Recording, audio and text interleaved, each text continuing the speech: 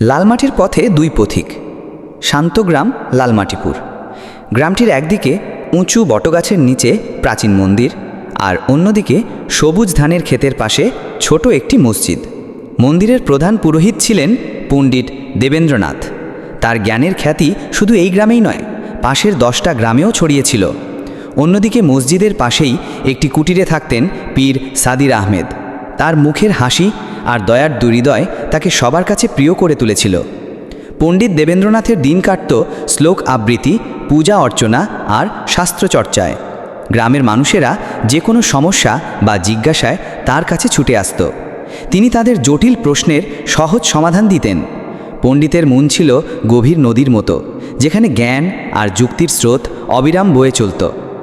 পীর সাদির আহমেদও প্রতিদিন নামাজ, জিকির আর ধ্যান করতেন। তার কুটিরের দরজা সবার জন্য খোলা ছিল। তিনি মানুষকে ভালোবাসার কথা বলতেন, একে অপরের প্রতি সহানুভূতির কথা শেখাতেন।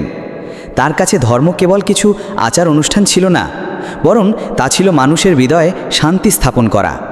একদিন গ্রামে প্রচণ্ড খরা নামল। মাঠ ফেটে চৌচির, নদী শুকিয়ে গেছে, গাছপালা ম্লান হয়ে গেছে। গ্রামের মানুষ হাহাকার করতে লাগল। পণ্ডিত দেবেন্দ্রনাথ মন্দিরে বিশেষ যজ্ঞের আয়োজন করলেন, ঈশ্বরের কাছে বৃষ্টির জন্য প্রার্থনা করলেন। অন্যদিকে পীর সাদির আহমেদ মুসল্লিদের নিয়ে বিশেষ নামাজ পড়লেন এবং সৃষ্টিকর্তার কাছে রহমতের জন্য মুনাজাত করলেন। কিন্তু বৃষ্টি এলো না। গ্রামবাসীর মনে হতাশা বাসা বাঁধল। তাদের মনে হলো ঈশ্বরের রাগ হয়তো তাদের উপর পড়েছে। পণ্ডিত দেবেন্দ্রনাথ এবং পীর সাদির আহমেদ দুজনেই বুঝতে পারলেন, এই মুহূর্তে ধর্মীয় আচার অনুষ্ঠানের চেয়ে বেশি প্রয়োজন মানুষের মনে সাহস ফিরিয়ে আনা। একদিন বিকেলে পণ্ডিত দেবেন্দ্রনাথ তার লাঠি হাতে নিয়ে পীর সাহেবের কুটিরের দিকে রওনা হলেন। পীর সাহেব তাকে দেখে অবাক হলেন, কিন্তু মুখে হাসি নিয়ে এগিয়ে এলেন। দুজন মুখোমুখি বসলেন। কোনো কথা হলো না, শুধু একজন আরেকজনের দিকে তাকিয়ে রইলেন। তাদের চোখে ছিল গভীর শ্রদ্ধা ও সম্মান। তারা দুজনেই বুঝতে পারলেন তাদের পথ আলাদা হলেও গন্তব্য এক। পণ্ডিত দেবেন্দ্রনাথ বললেন, পীর সাহেব, আমাদের প্রার্থনা বোধহয় পৌঁছায়নি, কিন্তু গ্রামের মানুষের বিশ্বাস ভেঙে যাচ্ছে। এখন আমাদের কি করা উচিত? পীর সাদির আহমেদ শান্তস্বরে উত্তর দিলেন, পণ্ডিতজি, সৃষ্টিকর্তা সব প্রার্থনা শোনেন। হয়তো তিনি আমাদের ধৈর্য পরীক্ষা করছেন। এই মুহূর্তে আচার অনুষ্ঠান নয়, আমাদের কাজ হলো মানুষের পাশে দাঁড়ানো। তারা দুজনে মিলে ঠিক করলেন, গ্রামের সব মানুষ একসঙ্গে একটি বড় পুকুর খনন করবে। হিন্দু মুসলিম নির্বিশেষে সবাই যেন এই কাজে অংশ নেয়। পরদিন সকালে পণ্ডিত দেবেন্দ্রনাথ এবং পীর সাদির আহমেদ হাতে কোদাল নিয়ে সবার আগে পুকুর পাড়ে হাজির হলেন। তাদের দেখে গ্রামের সব মানুষ একসাথে কাজে নেমে পড়ল।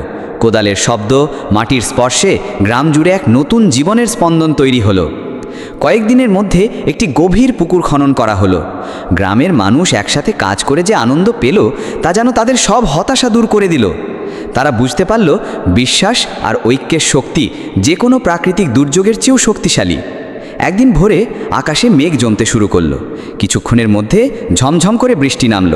গ্রামের মানুষ আনন্দিত হয়ে একে অপরকে জড়িয়ে ধরল। পণ্ডিত দেবেন্দ্রনাথ ও পীর সাদির আহমেদ একে অপরের দিকে তাকালেন। তাদের চোখে কোনো গর্ব ছিল না, ছিল শুধু এক অপার শান্তি। তারা বুঝতে পারলেন, প্রকৃত ধর্ম মানুষের হৃদয়ে, যা মানুষকে ভালোবাসতে, সাহায্য করতে এবং ঐক্যবদ্ধ থাকতে শেখায়। ঈশ্বর বা সৃষ্টিকর্তা কেবল মন্দির বা মসজিদে থাকেন না, তিনি মানুষের ভালো কাজের মধ্যেও থাকেন। এই গল্পের মাধ্যমে এটাই শেখানো